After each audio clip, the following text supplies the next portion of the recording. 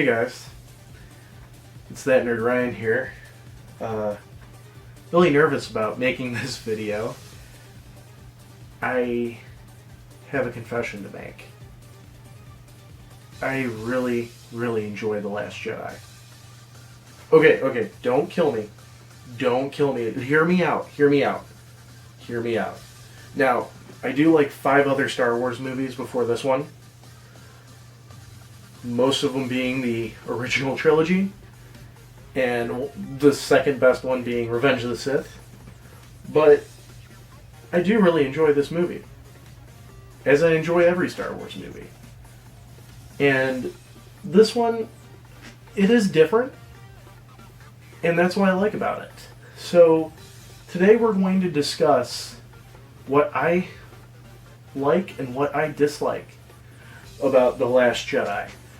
Now, before we get into this, obviously, that little bit of me being scared was a joke. I honestly, it's my opinion. We're all entitled to opinions. If you disagree, that makes you human. That's nice. But I do want to get into some quick housekeeping stuff before we actually get into this. Now, obviously, as you guys heard me for the last 2 months now, I need you guys to like, comment, subscribe. And I need you guys to go and check out my social medias.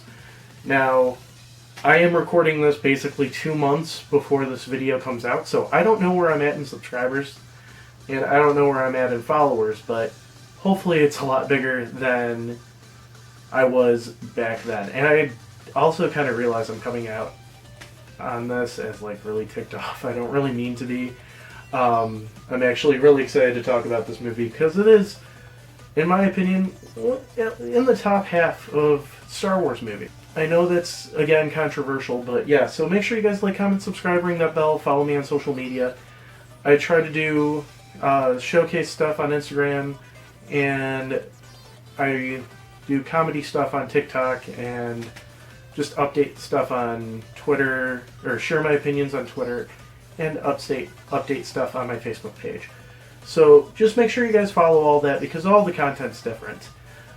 Also, make sure you guys follow me on Twitch where I'm playing Pokemon at least once a day for 30 minutes and 1 day a week for 3 hours. So make sure you guys go and do that. Let's get into one of my most probably controversial videos of the time being.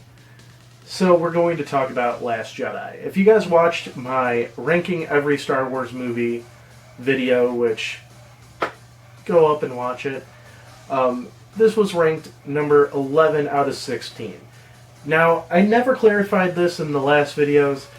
Why it is out of 16 is because with the movies and the TV shows, that there are 16 different forms of that media. So, number 1 was Empire Strikes Back, which gets a 16 out of 16. Number 16 was the Clone Wars movie, which makes it have 1 out of 16. So this is 11 out of 16, making it basically 6th place. Think of it that way. So, obviously, I do acknowledge the movie's flaws, but I also praise the movie's greatness. So I do want to just say firstly all the negatives that I feel towards the movie.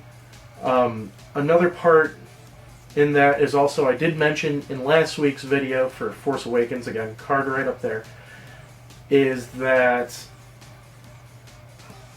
every movie had a single plot twist that got solved way too fast. I took literally 10 minutes and thought through The Last Jedi, trying to remember if there's any plot twists that were introduced and then solved right away.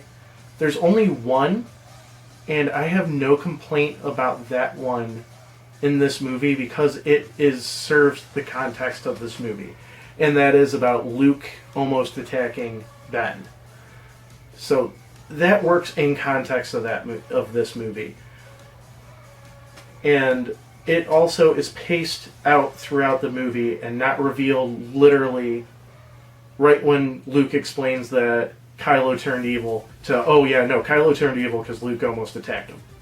Like it does with Force Awakens with Kylo, you're the Millennium Falcon's here, it's your father. Or Chewbacca died, but he didn't. This one literally takes, I think, about an hour to solve that whole plot twist, which is the perfect timing on that. So, like I said, let's talk about the bad parts. So, the whole Canto Bight part, in my opinion, could be cut out. It does not feel anything like Star Wars. And I know I said that this movie is different to everything else, and that's a good thing for me. However, Canto Bight feels like Harry Potter. I've said that since the movie came out, and I actually took my friend, who is a humongous Harry Potter fan, and she's super obsessed with all the books, all the movies, everything like that. And she even said that whole Canto Bight thing felt like Harry Potter. And she didn't say it in a good way. So I am glad that I do feel like that. And I want you guys to comment down below whether you were planning to comment or not. Please comment down below to tell me if you guys had that feeling too. Just because I want to know if I'm not the only one that's feeling like that. So also, another major flaw was Poe in this movie. Now, Poe is my favorite person besides Kylo Ren in the sequel trilogy. And this movie made him my second favorite. He used to be my first, but he does a lot of stupid things that causes a lot of people to die. And that isn't a hero.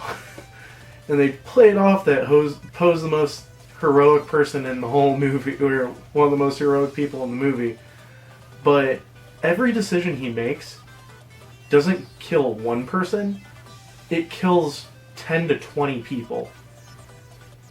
And I do agree Holdo should have kind of let him in on the plan, but I get from a movie going standpoint why she wouldn't, because they kind of wanted to play off that there might be a spy, which I do think that was a original plan, for there to be some sort of spy, and they just cut it on the floor but still kind of left it in there. Kind of like what we got with Falcon and the Winter Soldier with the virus plot that got cut on the cutting room floor, but still you could see bits and pieces of it in the show. And I do think that that would have benefited more to the movie, there being a spy, whether it be Rose or Holdo or someone else, that they didn't fully introduce being a spy, and that's why they were tracking, not because of the light speed tracking, which, in my opinion, I'm fine with it, but I feel like that would have made the movie better. Now let's talk about the positives. This will probably be my most controversial statement in this entire video. I'm fine with the Leia using the Force scene. I was fine with it from the beginning. Not after JJ tried to retcon it, but I've been fine with it since I saw it. And the reason is, if you even take out the context that she was trained in the Force, people can do crazy things in life or death scenarios. So obviously, if Leia was never even trained in the Force, and all of a sudden she was just got the reflex to Force grip and pull in, and she's in the Skywalker bloodline, that makes complete sense. And I'm not going to argue with people in the comments on why that doesn't make sense and everything like that. That's the only stuff I will not respond to. But that is, in my head, that made sense. And there's other parts in that that people said would not make sense, but in my opinion did. Yoda using the Force as a ghost, for example. People saying how that doesn't make sense, but remember back in A New Hope when Obi-Wan said, "If you strike me down, I will become more powerful than you could ever imagine."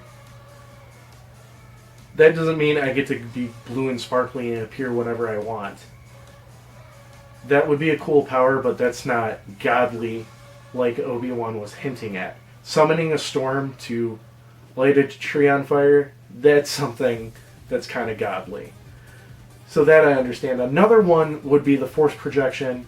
Now, I am sad that Luke died that way, but he also, it makes sense for his character in that context of that movie, as well as in a context of a whole. And I might spend the rest of this video talking about Luke's character and why I can justify why he acts.